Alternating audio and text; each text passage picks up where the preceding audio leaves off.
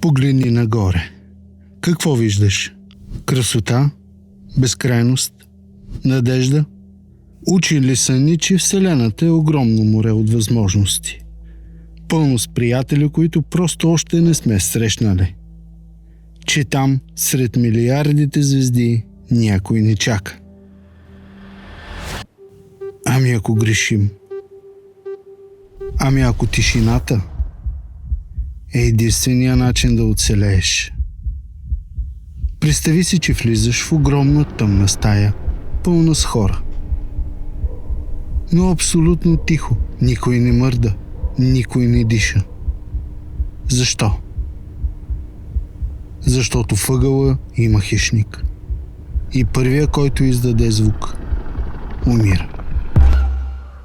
Добре дошъл в теорията за тъмната гора.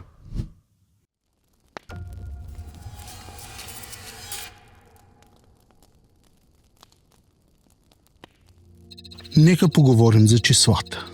Само в нашия Млечен път има между 100 и 400 милиарда звезди. Дори малка част от тях да имат планети като Земята и дори малка част от тях да развият живот, трябва да има и милиони цивилизации точно сега. Трябва да е пълно с радиосигнали.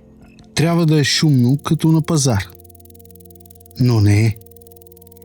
Енрико Ферми го е попитал пръв. Къде са всички? Отговорът идва не от науката, а от един китайски писател. Луи Цесин. В своята трилогия той ни предлага смразяващо обяснение. Вселената не е празна. Тя е пълна. Но тя не е идилична поляна. Тя е тъмна гора. В тази гора съществуват два железни закона.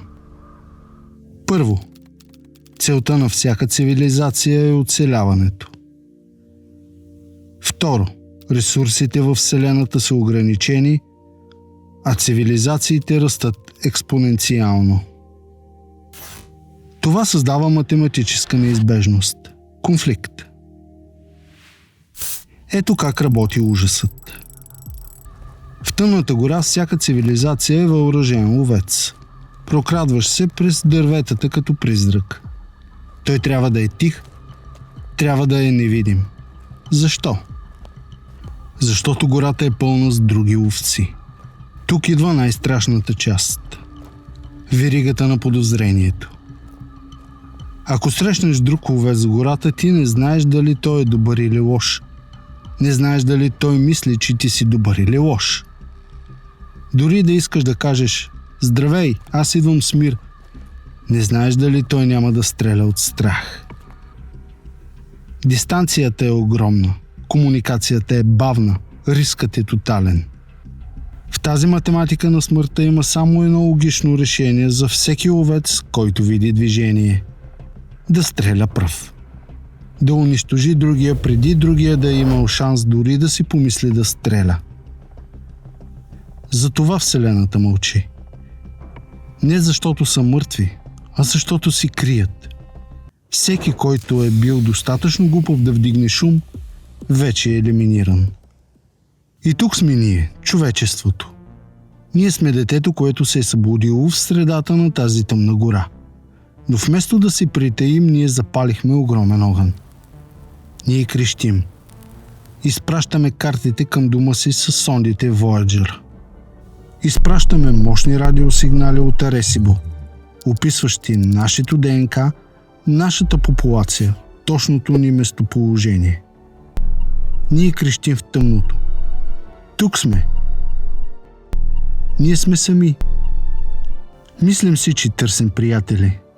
Но според теорията за тъмната гора, ние просто сме закачили мишена на гърба си. Може би причината все още да сме живи е просто, че никой не е погледнал в нашата посока. Все още. Или може би сигналът вече пътува към нас и той няма да е покана за чат, а оръжие, което почиства гората. Следващия път, когато погледнеш към звездите и се почувстваш тъжен от тишината, помисли пак. Може би тишината е нашето спасение. Може би трябва да спрем да викаме и да се научим да стъпваме тихо. Защото в тъмната гора оцеляват само параноиците.